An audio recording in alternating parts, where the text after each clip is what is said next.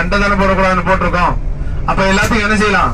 தபால் மூலமாக ஈமானி பிரச்சாரம் செய்யலாம் அப்படின்னு சொல்லி ரசூல் ஸல்லல்லாஹு அலைஹி வஸல்லம் என்ன செஞ்சாங்க? எல்லா நாட்டு தலைவர்களுக்கும் ஈமானிய பிரச்சாரத்துக்கு ஈமானிய அழைப்பாக தபாலின் மூலமாக என்ன செஞ்சாங்க? ஈமான் கொள்வதற்கு அழைப்பு கொடுத்தார்கள். மிகப்பெரிய ஒரு மாறுதலை கொடுத்தான். இந்த ஒப்பந்தம் வரைக்கும் 1000-2000 பேர் இருந்த சஹாபாக்களுடைய எண்ணிக்கை ஒவ்வொரு நாடுகளிலும் கூடியது. ஒவ்வொரு நாட்டு தலைவர்களும் நபிகள் நாயகம் ஸல்லல்லாஹு அலைஹி வஸல்லத்துடைய இந்த அழைப்பை என்ன செஞ்சாங்க? ஏற்றார்கள். அப்ப இஸ்லாமிய வளர்ச்சிக்கு ஒரு காரணமாக இந்த ஹுதைபியா ஒப்பந்தம் வந்துச்சு.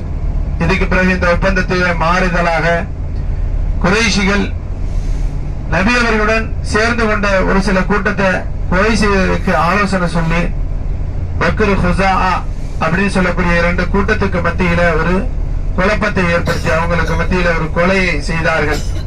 கொலையை யார் செஞ்சது? குறைஷிகளுடைய ஆலோசனை